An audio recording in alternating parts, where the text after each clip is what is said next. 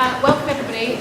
Today forms part of the assemblies that we have for you as part of the Rosh Chodesh programme. And it falls to me today to introduce our guest speaker, Rabbi Jonathan Wittenberg, who I'm sure that many of you already know.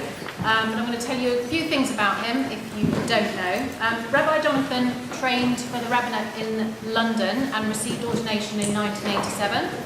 Having previously completed a degree in English literature at Cambridge and 2 years of social work in Israel and in England, and then a PGCE, a postgraduate certificate in education at Goldsmiths in London. And since then he's worked as a rabbi in the New North London Synagogue and has taken a leading role in the development of the Masorti movement in England. And Rabbi Jonathan is also very much involved in interfaith dialogue, including initiating a project to create a multi-faith secondary school, which he presented the idea about in the House of Lords. He is and has been really closely involved in pastoral work throughout his career, for example at the North London Hospice, and has been kind enough to come into school to offer students here and staff here actually support and comfort on at least a couple of occasions recently when members of our own community here have experienced personal tragedy or been involved in difficult or traumatic events. So I'm delighted therefore to welcome Rabbi Jonathan.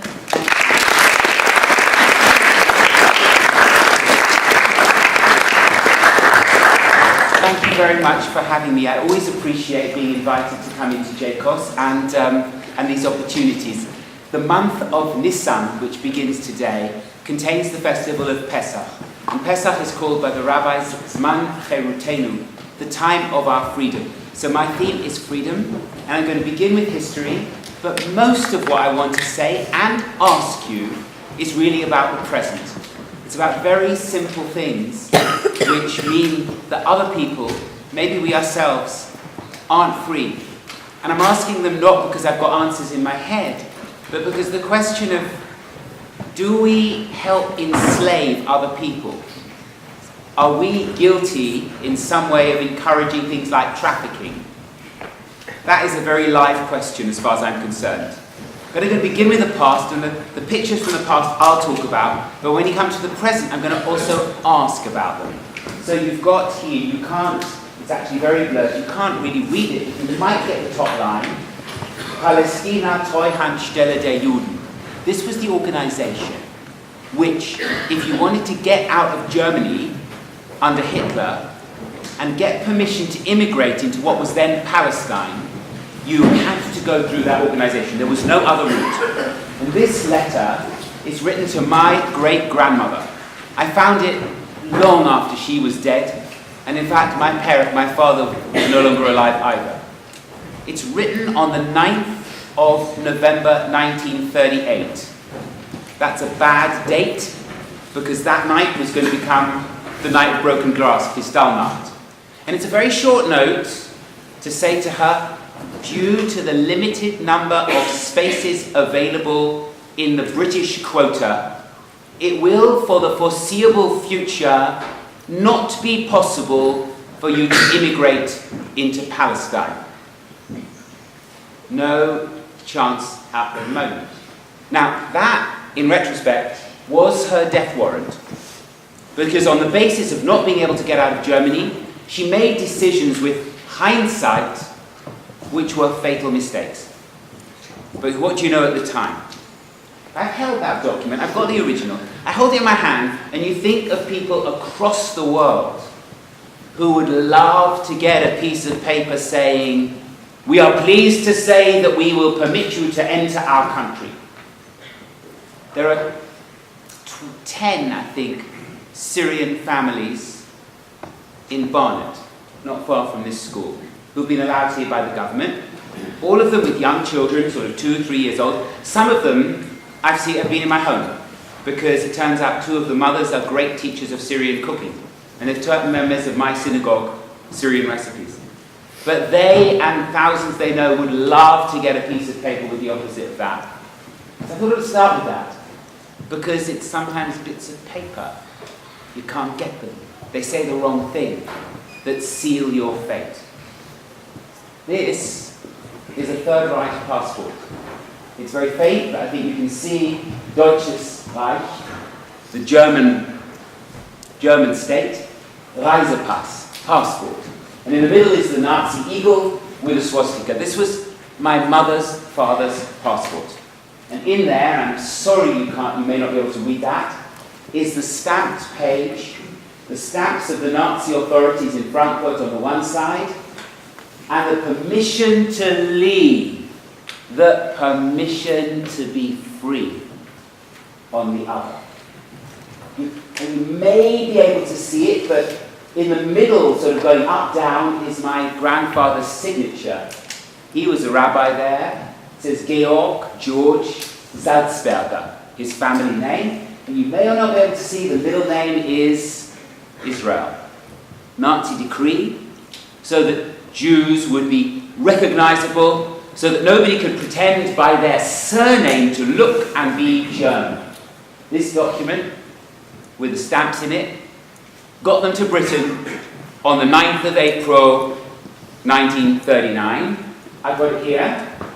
I can hold it in my hand. It's not often you hold a document in your hand and you know, without the stamps in this document, I wouldn't have been born, because my parents wouldn't have been alive. So freedom has a profound history for many of our families. It's a history of life and death. And thinking about it, it's worth beginning with where we have come from and who we are. But there's two ways of using that. One way is to say, this is about us. The other way is to say something very different, which is, if we really know the price of freedom, we ought to be thinking about it too, from the point of view of all the other people in the world who long for freedom. These are much more contemporary now. I'll talk about this one, and the next one I'm going to start asking questions about. This is this backpack. I'm terrible at making, you've seen that by now, I'm terrible at making PowerPoints. It's not the fault of my daughter who took the pictures. It's an ordinary backpack, and the reason I put a picture of it is there's an organization called Refugees at Home. There are 1 million refugees in Europe at the moment, all of them seeking freedom to build a new life. It's a very small number compared to the number of refugees across the rest of the world. People often think Europe is inundated, but actually Europe has got comparatively few. One of them, who'd made it to Britain, stayed in my home for just 5 days. Because this organisation, Refugees at Home, asks you, if you've got a spare room, to sign up. They vet you to make sure you're not going to do something terrible to them. And then I got a phone call saying, you said you could put up people for a few days. That's called emergency. They're people who can put up people for months. Would you take a young man tonight? So we said, yeah, sure. He didn't turn up. I had his mobile number, I phoned him. And I worked out that he probably felt scared to go to an address he didn't know. So I encouraged him, and next night he turned up. Friday night. Had open house. I asked, does anybody speak Arabic? And luckily there was somebody there who spoke Arabic. Because this man, his name was Abdul, his English was very weak. But what he did communicate was he had this beautiful smile. A smile which made one feel relaxed with him. And he had this humility to him. And he brought his stuff and he put it in the bedroom, which we made over to him. And his stuff fitted in a bag like this. Last week I was in Israel for a few days. I have to admit that I packed for 1 week 3 times as much as this man had in the world. And I felt, and I do feel, a kind of shame about that. A kind of shame about what I take for granted and would find it hard to live my life without. And then he comes into this home with this humble smile, beams at us, and that's what he has in the world. So issues of freedom, they're not just in the past, and they're not just in other countries. People's freedoms are close at hand. I'm going to show you Look at that picture. This is my hand. I could have taken somebody else's. That's a fist. Even my daughter, when she was taking it this morning, said, "You look pretty threatening." And that's an open hand. And I wonder, which one do you think people across Europe in different camps think we are showing them? What's the difference? And which hand do you think is being held out? I'm very open to comment now. I'm opening this up also because I struggle with this. I don't want to show that hand. But I wonder whether Britain's closed borders are showing it for me, in my name and your name. I do want to show that hand, but I also ask myself, how do I show that hand? Because it's reaching out to people to say, you're a human being. You're like me. That's the route to freedom. Any of you got thoughts? You don't have to come in on this, but I could talk on, but any of you got thoughts on which hand you think we show and how we do it?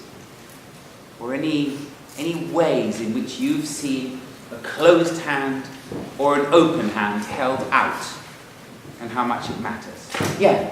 Well, in the US it's like a fist, and I'll say in Germany it's quite, ironically in Germany it's like an open hand. Yeah. If you catch that, in America it feels like a fist. And in Germany, ironically, it's an open hand.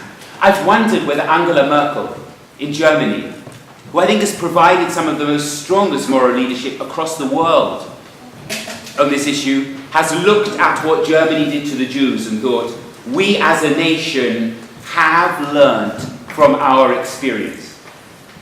It was interesting. I was in Germany the morning that Trump got elected. And I knew he'd won the elections without switching on any apparatus or seeing any paper or anything, because the streets were silent. I knew something smells different. The streets in Germany were silent. I think they're particularly nervous of that kind of charismatic figure for reason. But yes, it feels... What about this country? Has anybody heard of the Dobbs Amendment?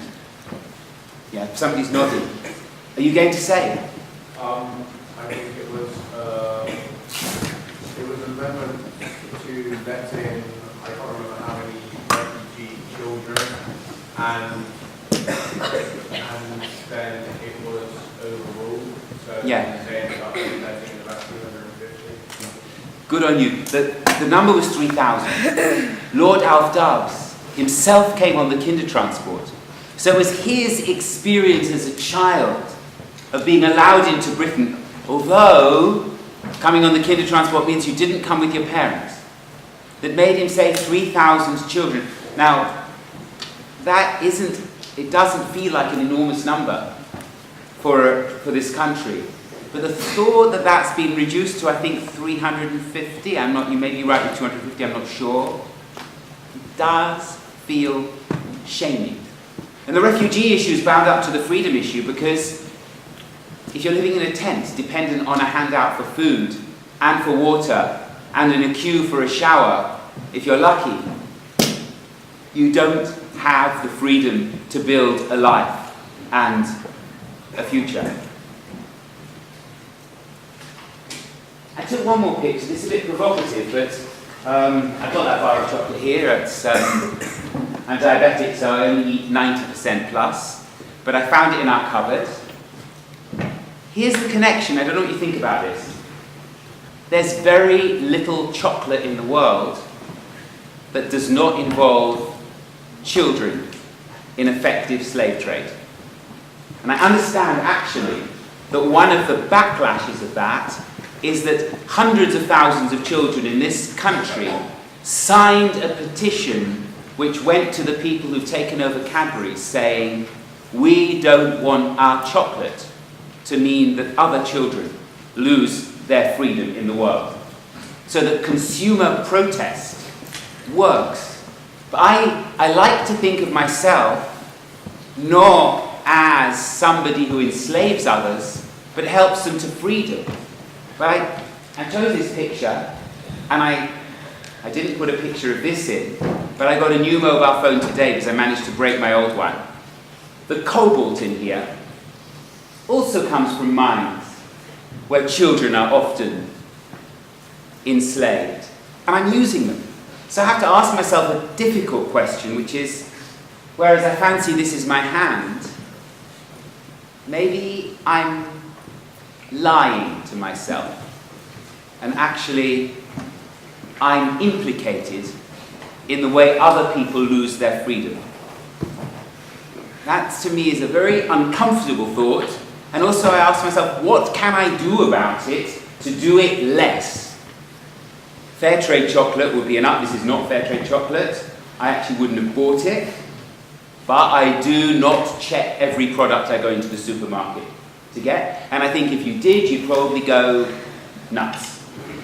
But anyone thoughts about, are we implicated?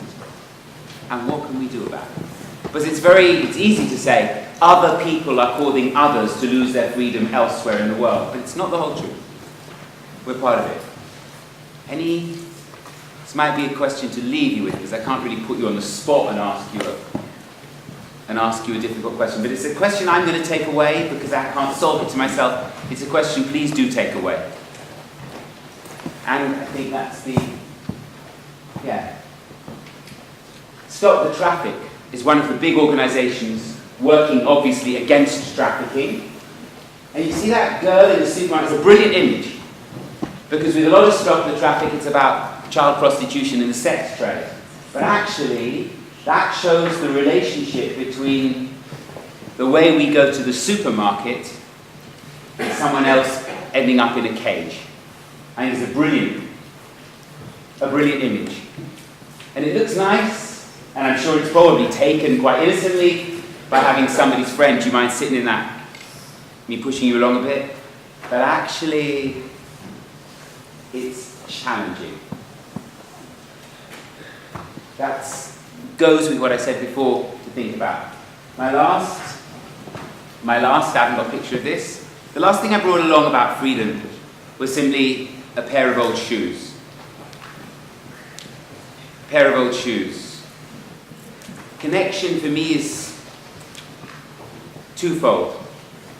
One of the connections is sometimes people who survived the camps and the ghettos, they did so because of their shoes. Because if their shoes were thick enough, strong enough, and warm enough, they lasted the years. And the person who was wearing them didn't have their feet ruined by the kind of muck, or stones, or cold. Their feet weren't bleeding. And that's the part of survival.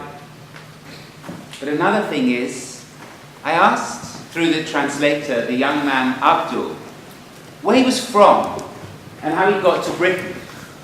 And he said he was from Darfur. He said he fled and he'd got to Libya and I'm going to tell you about 2 more sentences. He crossed the Mediterranean to Italy, made his way to France and then Britain. He must have smuggled his way into Britain because I don't know how else he would have got in. And I wondered, shoes,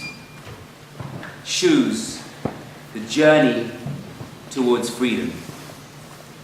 We've all got shoes. We're all on a journey towards freedom, and we're all part of other people's journey towards freedom. And the way we're part of that journey, to me, that's the big question. Thank you for having me.